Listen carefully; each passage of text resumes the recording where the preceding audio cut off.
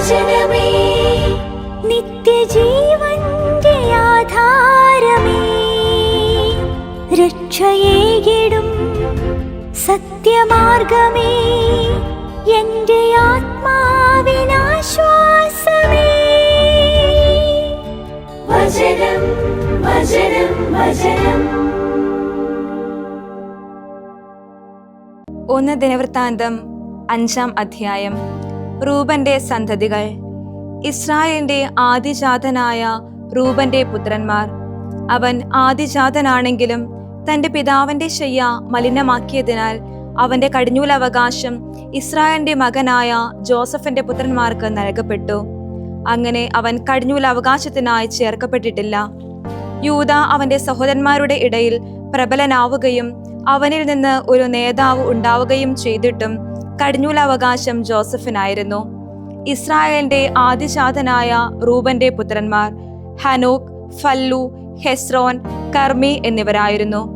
ജോയലിന്റെ പുത്രന്മാർ: പുത്രൻ ഷെമായ, അവന്റെ പുത്രൻ ഗോഗ്, അവന്റെ പുത്രൻ ഷിമേയി, അവന്റെ പുത്രൻ മീക്ക, അവന്റെ പുത്രൻ റെയായ, അവന്റെ പുത്രൻ ബാൽ. അസിറിയ രാജാവ് തിൽഗത് ഫിൽനസർ വിപ്രവാസത്തിലേക്ക് കൊണ്ടുപോയ ബേറ ആയിരുന്നു അവന്റെ പുത്രൻ. അവൻ റൂബന്യരുടെ നേതാവായിരുന്നു. അവന്റെ സഹോദരന്മാർ കുലങ്ങളനുസരിച്ച് തങ്ങളുടെ വംശാവലിയിൽ രേഖപ്പെടുത്തപ്പെട്ടിരിക്കുന്നു. തലവൻ ജയിയേലും സഖറിയായും, ജോയലിന്റെ പുത്രനായ ഷെമായുടെ പുത്രൻ അസാസിന്റെ പുത്രനായ ബേലായും, നെബോയും ബാൽമെയോനും വരെ വ്യാപിച്ചിരുന്ന അരോവെറിൽ അവൻ വസിച്ചിരുന്നു. ഗിലെയാദ് ദേശത്ത് അവർക്ക് കാലിക്കൂട്ടങ്ങൾ വർദ്ധിച്ചതുകൊണ്ട് യൂഫ്രട്ടീസ് നദിയുടെ കിഴക്ക് മരുഭൂമിയിലേക്ക് എത്തും വരെ അവർ അധിവസിച്ചു. സാവൂളിന്റെ കാലത്ത് ഹഗ്രിയാക്കാരുമായി അവർ യുദ്ധം ചെയ്തു. അക്കൂട്ടർ അവരുടെ കരങ്ങളിൽ നിബദിച്ചു.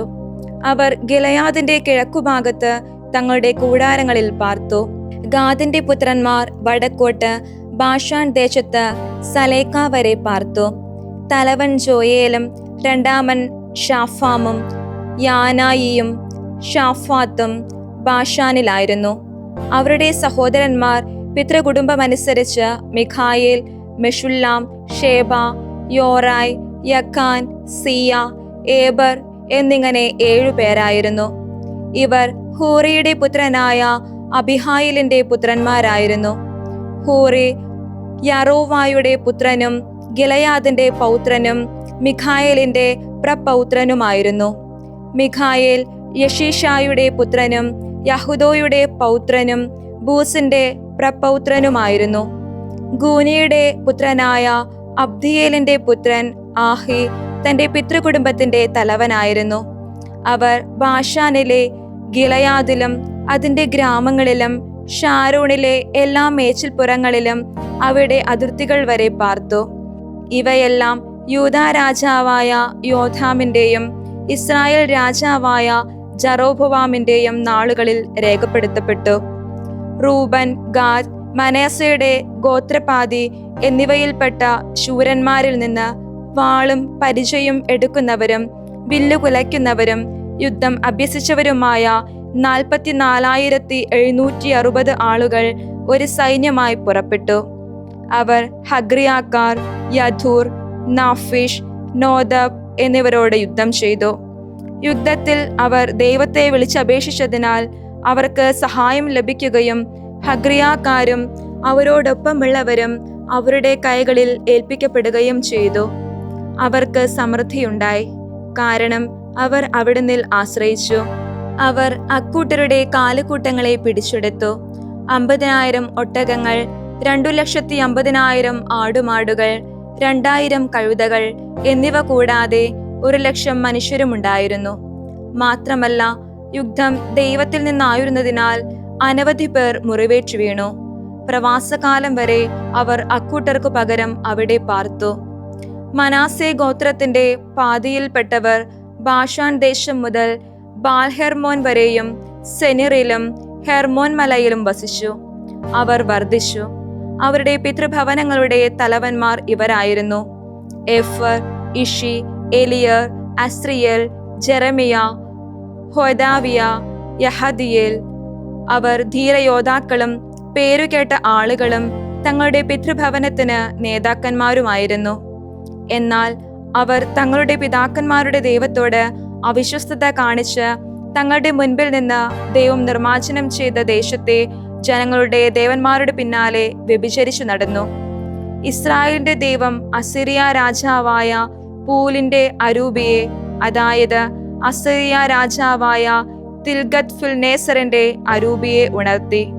അവൻ റൂബൻകാരെയും ഗാദുകാരെയും മനാസയുടെ ഗോത്രപാതിയെയും വിപ്രവാസികളാക്കി ഹാല, ഹാബോൾ, ഹാര, ഗോസാൻ നദി എന്നിവിടങ്ങളിലേക്ക് കൊണ്ടുപോയി.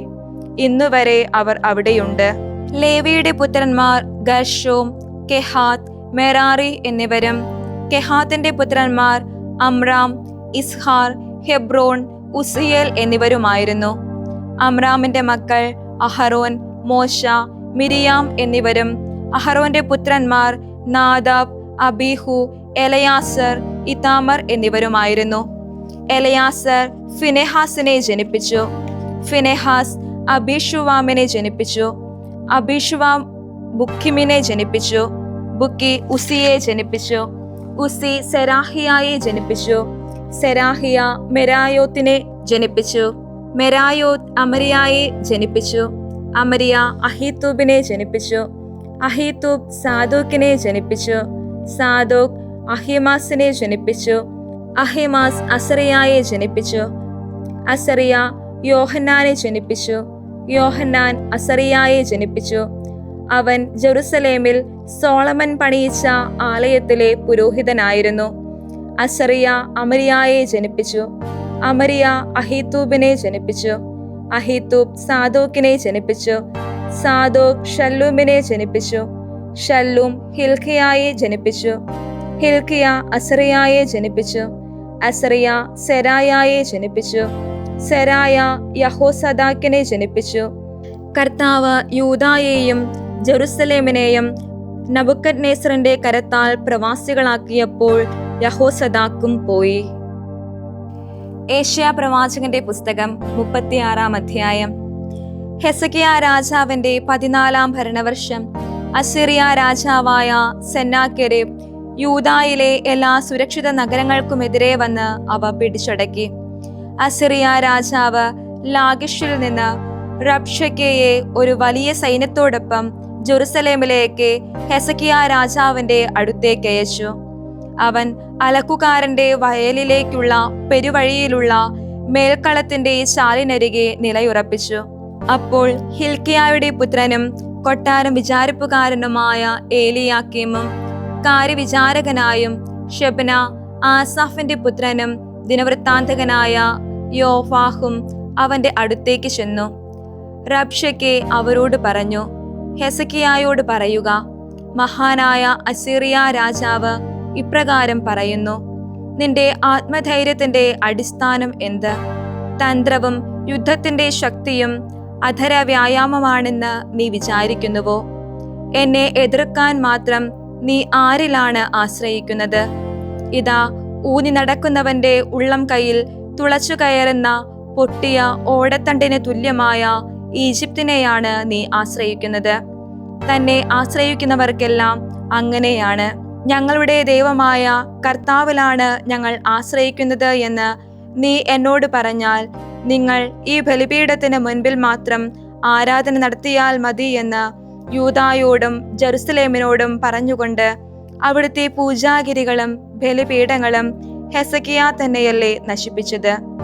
ഇപ്പോൾ എന്റെ യജമാനനായ അസിറിയ രാജാവുമായി പന്തയം വയ്ക്കുക. വേണ്ടത്ര കുതിരപ്പടയാളികളെ നൽകാൻ നിനക്ക് കഴിയുമെങ്കിൽ 2000 കുതിരകളെ നിനക്കു ഞാൻ തരാം. രഥങ്ങൾക്കും കുതിരപ്പടയാളികൾക്കും വേണ്ടി ഈജിപ്തിനെ ആശ്രയിക്കുന്ന നിനക്ക് എന്റെ യജമാനന്റെ ഏറ്റവും ചെറിയ ദാസന്മാരിൽപ്പെട്ട ഒരു സേനാനായകനെ പോലും തിരിച്ചയക്കാൻ എങ്ങനെ കഴിയും? കർത്താവിന്റെ സഹായമില്ലാതെയാണോ ഇപ്പോൾ ഈ ദേശത്തെ നശിപ്പിക്കാൻ അതിനെതിരെ ഞാൻ കയറി വന്നിരിക്കുന്നത്? കർത്താവ് എന്നോട് അരുൾ ചെയ്തു, ഈ ദേശത്തേക്ക് ചെന്ന് അത് നശിപ്പിക്കുക.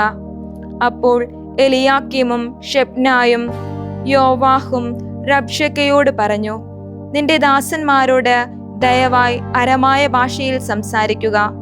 കാരണം ഞങ്ങൾക്ക് മനസ്സിലാകും. കോട്ടയുടെ മുകളിലുള്ള ജനം കേൾക്കെ ഞങ്ങളോട് ഹെബ്രായ ഭാഷയിൽ സംസാരിക്കരുത്. അപ്പോൾ റബ്ഷക്കെ പറഞ്ഞു, സ്വന്തം വിസർജന വസ്തുക്കൾ തിന്നാനും കുടിക്കാനുമായി നിങ്ങളോടൊപ്പം കോട്ടയുടെ മുകളിലിരിക്കുന്ന മനുഷ്യരോടല്ലാതെ നിന്നോടും നിന്റെ യജമാനനോടും ഈ വാക്കുകൾ പറയാനാണോ എന്റെ യജമാനൻ എന്നെ അയച്ചിരിക്കുന്നത്? അനന്തരം റബ്ഷക്കെ എഴുന്നേറ്റ് നിന്ന് ഹെബ്രായ ഭാഷയിൽ വലിയ സ്വരത്തിൽ ഉദ്ഘോഷിച്ചു. അവൻ പറഞ്ഞു, മഹാനായ അസിറിയ രാജാവിന്റെ വാക്കുകൾ ശ്രവിക്കുവിൻ. രാജാവ് ഇപ്രകാരം പറയുന്നു, ഹെസക്കിയ നിങ്ങളെ വഞ്ചിക്കാതിരിക്കട്ടെ, കാരണം നിങ്ങളെ രക്ഷിക്കാൻ അവന് കഴിയുകയില്ല. നിശ്ചയമായും കർത്താവ് നമ്മെ രക്ഷിക്കും. ഈ നഗരം അസിറിയ രാജാവിന്റെ കയ്യിൽ നൽകപ്പെടുകയില്ല എന്ന് പറഞ്ഞ് കർത്താവിൽ ആശ്രയിക്കാൻ ഹെസക്കിയ നിങ്ങൾക്ക് ഇടയാക്കാതിരിക്കട്ടെ. നിങ്ങൾ ഹെസക്കിയായുടെ വാക്കു കേൾക്കരുത്. എന്തെന്നാൽ അസിറിയ രാജാവ് ഇപ്രകാരം പറയുന്നു, എന്നോട് സമാധാന ഉടമ്പടി ചെയ്ത് നിങ്ങൾ എൻ്റെ അടുത്തേക്ക് ഇറങ്ങി വരുവിൻ. അങ്ങനെ നിങ്ങൾ ഓരോരുത്തരും സ്വന്തം മുന്തിരിയിൽ നിന്നും അത്തിവൃക്ഷത്തിൽ നിന്നും ഭക്ഷിക്കുകയും സ്വന്തം കിണറ്റിൽ നിന്ന് കുടിക്കുകയും ചെയ്യുവിൻ. ഞാൻ വന്ന് നിങ്ങളുടെ നാടുപോലുള്ള ഒരു ദേശത്തേക്ക്, ധാന്യങ്ങളുടെയും വീഞ്ഞിന്റെയും നാട്ടിലേക്ക്, അപ്പത്തിന്റെയും മുന്തിരിത്തോട്ടങ്ങളുടെയും നാട്ടിലേക്ക് നിങ്ങളെ കൊണ്ടുപോകുന്നത് വരെയും അങ്ങനെ ചെയ്യുവിൻ.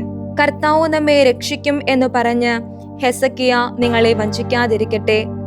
ഏതെങ്കിലും ജനതയുടെ ദേവന്മാർ അസിറിയ രാജാവിന്റെ കയ്യിൽ നിന്ന് സ്വന്തം ജനത്തെ രക്ഷിച്ചിട്ടുണ്ടോ? ഹാമാത്തിന്റെയും അർപ്പാദിന്റെയും ദേവന്മാർ എവിടെ? സെഫാർവയിമിന്റെ ദേവന്മാർ എവിടെ? അവർ സമരിയായെ എന്റെ കയ്യിൽ നിന്ന് മോചിപ്പിച്ചുവോ?